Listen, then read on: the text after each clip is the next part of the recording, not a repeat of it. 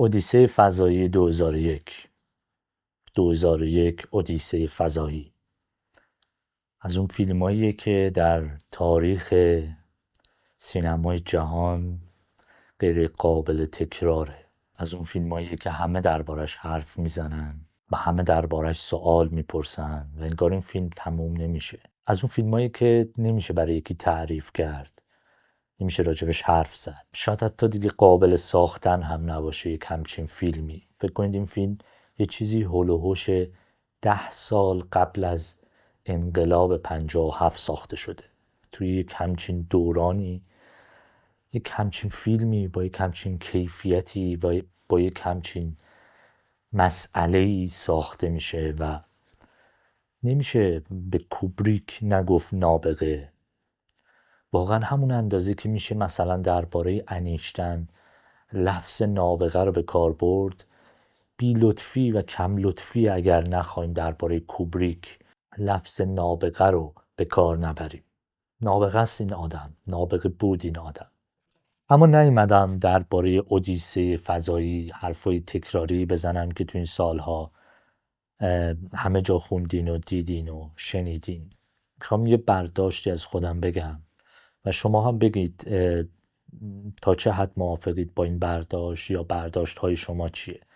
نهایتاً بله، توی فیلم نکاتی نهفته است که از لحاظ ساختاری و معنایی همه دربارش صحبت کردن، اما چیزی که تهش باقی میمونه و سوال همچنان اون برداشتیه که میشه از این فیلم کرد. چه اتفاقی توی این فیلم افتاده و داره راجع به چه چیزی صحبت میکنه، چه نتیجه‌ای میگیره، چرا این فیلم اینقدر دیالوگ کم داره، چرا اینقدر داریم تماشا میکنیم، چی داره میگذره. اومدم بیشتر راجع به این چیزها صحبت کنم، ضمن این که همه اون حرفایی که توی این سالها درباره این فیلم زده شده کاملا درسته و کاملا بجاست، اما ما بیشتر میخوایم راجع به سوال انتهایی فیلم، یعنی سوالی که چه اتفاقی افتاد توی این فیلم صحبت بکنیم. خیلی هم دوست دارم این ویدیو ساده تا انتها بره و شبیه به یک گپ و گفتگویی باشه با شما از برداشتی که میشه از این فیلم داشت. برای بار چندم این فیلم رو تماشا کردم و الان آماده ام تا بگم من چی فکر میکنم. بذارین قبل از این که بخوایم راجع به مفهوم فیلم صحبت کنیم بیایم بگیم چرا اسم این فیلم اودیسه فضاییه. خب 2001 که خیلی عددی نیست که بخوایم دربارش صحبت کنیم. منظور از 2001 در اون زمانی که این فیلم ساخته شده قرن جدید و عصر جدید و مدرن و اینا هاست. در واقع بهتره که بگیم اسم فیلم اینجوریه که اودیسه فضایی عصر مدرن. منظور از 2001 یک همچین تصوری از جهان آینده که اون موقع ها داشتن. اما خود اودیسه فضایی یعنی چی؟ اصلا اودیسه یعنی چی؟ قبلا درباره صحبت کردم که در ادبیات به چه چیزی میگن اودیسه، که از فلسفه یونان و داستانهای یونانی و اساطیر یونانی هم اومده، از اودیسه هومر. اما هرچی جلوتر اومده به عنوان یک ساختار داستانی جا افتاده. خود اودیسه به مفهوم ساختار داستانیه که توی اون یک نفر یک سفری رو آغاز میکنه و طی اون سفر با مشکلات روبرو میشه، با سختی ها روبرو میشه، با آدم ها، با اشیا، با همه چیز آشنا میشه تا در دلش به یک پاسخی برسه یا یک چیزی توی اون تغییر بکنه. واضح ترین مثال هایی هم که حتما خیلی ها شنیدید که اودیسه وار بوده، یک سفر اودیسه‌ای بوده، مثل سفر شاهنامه فردوسی رستم. وقتی که میره تو 7 خان رستم رو میشنویم، در واقع یک سفر داره میکنه رستم و میبینیم مرحله به مرحله داره با یک سختی روبرو میشه تا به یک معنای نهایت هم برسه. یا قبلا گفتم خود شازده کوچولو یک سفر اودیسه واری داره تا به یک مفهومی برسه. داستان‌های اودیسه وار بعد از اون ادبیات و فلسفه یونان تا جایی که من سوادش رو دارم از اونجا آغاز شده تا الان مدام داره تکرار میشه. توی خیلی از فیلم ها هم دیدیم اینکه آدم ها یک سفری رو آغاز میکنن. حالا این سفر میتونه سفر کاملا مشهودی باشه، یعنی واقعا برن تو سفر و توی سفر اتفاقاتی بیفته که وقتی به مقصد میرسن یا نمیرسن به یک معنای درون خودشون رسیده باشن، یا یک سفر انتزاعی و فکری و اینا. منظورم اینه که اسم این فیلم خیلی اسم مهمیه، اودیسه فضایی. سفری که قرار یک نفر بره و توی اون به دنبال یک معنایی باشه و به یک معنایی برسه. حالا این یک نفر خودش میتونه تمثیلی یا نماینده یا نمادی از یک قشر باشه دیگه. پس اودیسه فضایی باید یک سفر باشه که نقطه آغاز و نقطه پایان داره و طی اون باید یک چیزی معنا پیدا بکنه. پس ما شاهد یک سفریم توی این فیلم. این سفر از کجا آغاز میشه؟ از طلوع. اولین تصویرهایی که میبینیم از طلوع خورشیده، از سپید دم آدمیه، از آغاز بشریته. یک سفر از آغاز بشریت که باید به کجا ختم بشه؟ شاید باید به انتهای بشریت ختم بشه. حالا میریم سراغش، اما بیاین اون سفره رو پیدا کنیم. راجع به همه اون مسائل که چه اتفاقی داره اونجا میفته هم شما میدونید هم خوندید و میگذریم ازش. سفر آدم شروع میشه، انسانیت آغاز میشه و ما موقعی که اون سنگ رو میبینیم و در چند صحنه بعد میبینیم که یکی از اون انسانهای اولیه که بهشون نمیشه گفت، در واقع اونا گونه یعنی که منقرض شدن اما به نمایندگی از فلسفه انگار آغاز انسانها اونجا هستن. به استخوان‌ها برمیخوره و همینطور که داره فکر میکنه یک لحظه تصویر اون سنگ رو میبینه و بعد تصمیم میگیره یا بعد میفهمه که میتونه از این استخوان‌ها برای خودش یک ابزار درست بکنه. همه چیز از اینجا آغاز میشه و از اینجاست که ما موسیقی رو میشنویم که همتون توی مدت متوجه این داستان شدید که این موسیقی سمفونی از برداشت موسیقیدان از کتاب چنین گفت زرتشت نیچه. پس خیلی مهمه این کتاب و این اندیشه نیچه، اما از زاویه‌ای مهمه که همه برداشت فیلم تو اون زاویه است. خود کتاب مهم نیست. یعنی خود کتاب مهمه، اما چیزی که همه راجعش صحبت میکنن اینه که فقط یک رد پای از اندیشه نیچه و کتاب چنین گفت زرتشت تو این فیلم هست، در حالی که این فیلم همش درباره یک همچین موضوعیه. چند جا این موسیقی رو ما میشنویم، فکر کنم 2 جا در اصل میشنویم. یکی همین اول که از استخون برای خودش ابزار میسازه، یکی اون آخر که میرسه به سر منزل مقصود. این 2 جا ما این موسیقی رو میشنویم. حالا بیاین راجع به کتاب چنین گفت زرتشت نیچه یه چیز جالبی بگم. خب توی این کتاب یک جمله وجود داره که شما بارها چه به خاطر این فیلم چه جاهای دیگه شنیدید که نیچه گفته و این جمله طوریه که برداشت‌های غلطی ازش معمولاً توی جامعه وجود داره. توی این کتاب و اون جمله اینه که خدا مرده است. منتها این که چی میشه که توی این کتاب نیچه مینویسه خدا مرده است و منظورش از خدا مرده است چیه؟ همه پاسخی که میشه به سوالهای این فیلم داد. نیچه معتقده در عصر روشنگری، در عصری که شما همه اینا رو تصور بکنید، چه این فیلم رو چه نوشته های نیچه رو، یه چیزی هولوش 100 سال پیش بوده این تفکر و ما الان 100 سال بعد داریم قضاوت میکنیم این تفکرات رو. اینا چیزایی بوده که اون موقع فکر میکردن که این روزها قراره که ما بهش برسیم. حالا اینکه رسیدیم یا نه رو باز با هم بحث میکنیم، اما داریم راجع به یک سری تفکراتی حرف میزنیم که مال آغاز دوران روشنگری و آغاز دوران مدرن شدن انسانه. دیوانه‌ای با یک چراغ میره تو یک شهری و هی میگه کجایی. یه سری آدم کنار یک کافه نشستن کنار خیابون، بهش میخندن، میگن که دنبال چی میگردی دیوانه؟ میگه دنبال خدا میگردم. که خدا رو ندیدیم، ما نمیدونیم کجاست، مسخرش میکنن، بهش میخندن، ببین اونور نیست، الان که شب دیده نمیشه فلانه. دیوانه میگه نه، خدا مرده، خدا کشته شده، خدا رو ما و شما کشتیم.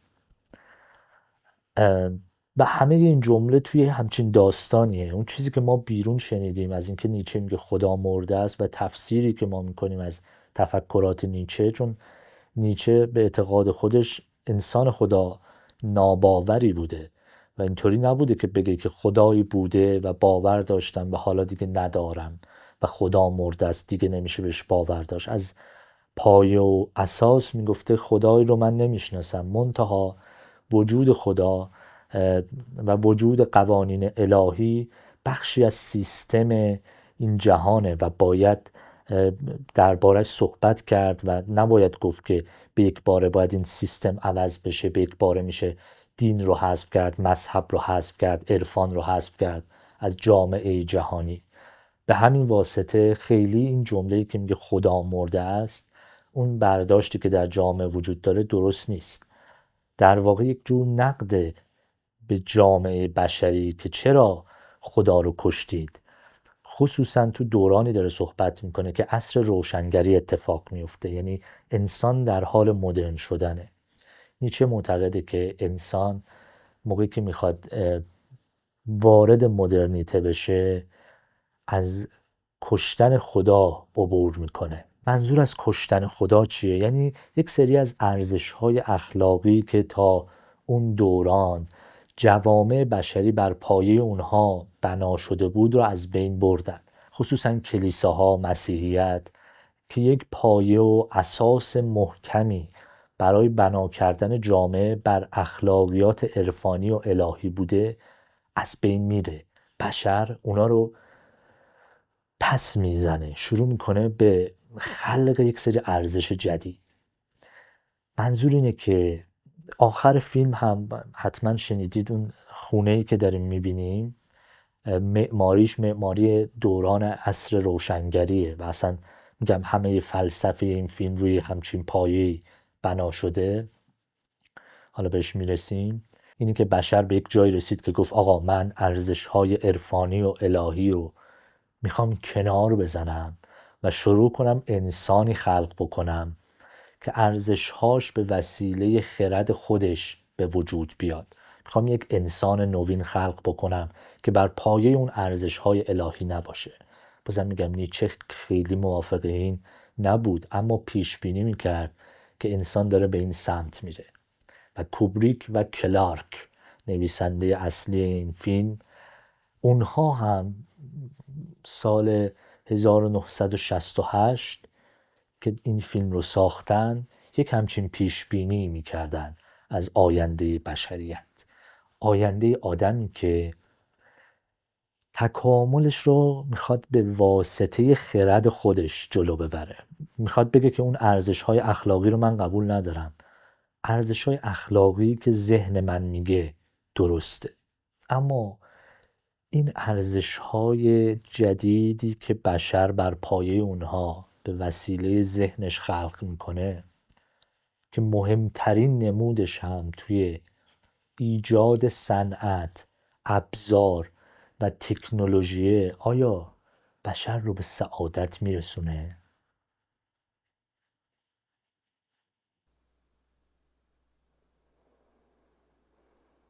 کلارک نویسنده اصلی کتاب که این فیلم اقتباسی از اون کتابه، فقط یک نویسنده نبود، یک دانشمند هوا و فضا و یک فیزیکدان بود و در کنارش کتاب‌های علمی تخیلی هم می‌نوشت و در واقع کاملا مشرف بود بر فضای علمی این داستان علمی تخیلی. یعنی کاملا تمام داستان و کتاب های دیگرش هم بر توی همچین فضایی میگذره و کاملا مشخصه که این علم رو داره به واسطه سوالاتی که توی ذهنش وجود داره جستجو میکنه. این کتاب رو که مینویسه یک شاخصه مهم دیگه ای توی خود آقای کلارک نویسنده وجود داشته. جدا از این که آدم علمی و نویسنده‌ایه، آدمی که به شدت به عرفان علاقه‌منده به دین و مذهب علاقه نداره ها، به عرفان علاقه منده، خصوصا به عرفان‌های شرقی. نویسنده آقای کلارک معتقده که یک چیزی فراتر از ما وجود داره، یه چیزی که فراتر از علم وجود داره. پس توی این فیلم باید رگه هایی از همه این چیزهایی که براتون تعریف کردم وجود داشته باشه، از عرفان، از نقد انسان نوین، اینکه آینده انسانی که بر پایه خرد خودش جلو رفت چی میشه، و اون قضیه نیچه. حالا چه اتفاقی توی فیلم میفته؟ توی فیلم یکی از موتیفایی که مدام داره تکرار میشه، دقت بکنید، موتیف تولده. در واقع توی هر اپیزود، توی هر دوران ما با یک تولد روبرویم، یا دارن راجع به یک تولدی صحبت میکنن. انگار در آغاز هر دوران با صحبت کردن راجع به تولد، یک جایی که اون آقای داره تولد بچهش رو تبریک میگه، در دوران بعدی اون پدر و مادر دارن تولد بچهشون که توی ایستگاه فضایی رو تبریک میگن. انگار هی بشر جدیدی به دنیا اومده، انگار دوران عوض شده، دوران داره هی عوض میشه دیگه، هی عوض میشه تا جایی که میرسه به نهایت خودش. اون ابزاری که انسان به دنبال خلقش بود به وجود میاد، یک کامپیوتر شبیه به ابر انسان. توی اون سکانس دقت بکنید، صحبت‌هایی که آدما با هم میکنن و صحبت‌هایی که اون ابر انسان داره با این آدم‌ها میکنه. انگار آدم‌هایی توی داستان ما یک بخشی از وجود خودشون رو از دست دادن و اون احساساته. اما اون ابر انسان، اون کامپیوتر، احساسات داره. میگه حس میکنم امروز ناراحتی، حس میکنم تنهایی، حس حسادت میکنه، حس ترس میکنه، حس غرور میکنه. چیزایی که آدم حالا دیگه از خودش به اون ابر انسان منتقل کرده. اون چیزی که خلق میکنه، اون ابزاری که روز اول اون انسان نخستین به واسطه استخوان به فضا پرت کرد، حالا تبدیل شده به چیزی که از خود انسان بالاتره و انگار انسان در خدمت اونه. حالا اون ابزاره، این نهایت اون فرا انسانیه که نیچه توی کتاب چنین گفت زرتوش ازش حرف میزنه. توی اون کتاب جلوتر که میریم، نیچه میگه که نهایت انسان چی میشه؟ انسان میرسه به یک چیزی به اسم فرا انسان، و بعد از فرا انسان یک چیزی وجود داره به نام واپسین انسان. واپسین انسان چه شکلیه؟ واپسین انسان به شما نگاه میکنه، چشمک میزنه، لبخند میزنه و میگه من شادم. اما این نفرت انگیزترین زندگی بشری، چون واپسین انسان هیچ چیزی برای جنگیدن نداره. واپسین انسان به تمام شادمانی جهان رسیده و هیچ لذتی برای شادمانتر شدن نداره.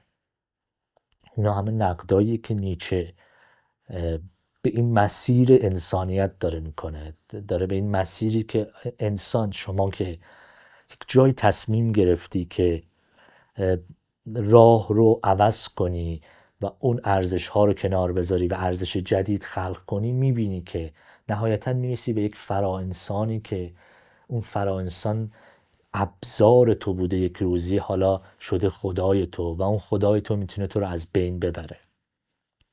اون صحنه‌ای که بر میگرده اون انسان به فضاپیما تا اون رو نابود کنه، کاملا شبیه به صحنه قتله. با بهت و ترس داره تیکه تیکه وجودی این ابر انسان رو بیرون میاره و اون داره مرور میکنه با خودش و داره میمیره. صحنه نور قرمز داره و انگار داره یه قتلی اتفاق میفته. انگار اون نهایت فرا انسان به جایی میرسه که دیگه نمیخواد ادامه بده اون مسیری رو که عصر روشنگری آغاز کرده. بعدش یک سیگنالی میشنوه که میگه من فلان جام بیا. وارد یک فضای عجیبی میشه و یک سفر عجیبی رو آغاز میکنه. از اینجا همه پاسخهای ما داده میشه. اون سفری که توی اون نورها انجام میده، سفریه که در بعد زمان و مکان داره جلو میره. توی کتاب اومده که اون خونه‌ای که نهایتاً بعد از این سفر بهش میرسه 20,000 سال نوری جلوتره. وقتی میرسه توی خونه چی میبینه؟ خودش رو میبینه.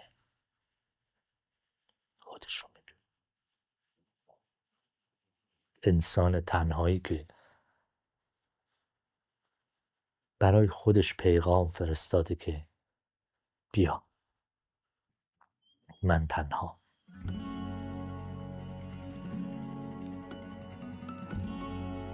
میدونین اگر میتونستیم 20,000 سال نوری بریم عقب به کجا میرسیدیم؟ به آغاز پارین سنگی، آغاز بشریت، همون جایی که فیلم آغاز شد. موقعی که داره میرسه به اون خونه، صحنه هایی که میبینه کدوم صحنه هاست؟ همون صحنه هایی که فیلم آغاز شد، همون صحراها. اون کسی که اون سنگ ها رو در مسیر بشریت قرار داده کی بود؟ خودش بود.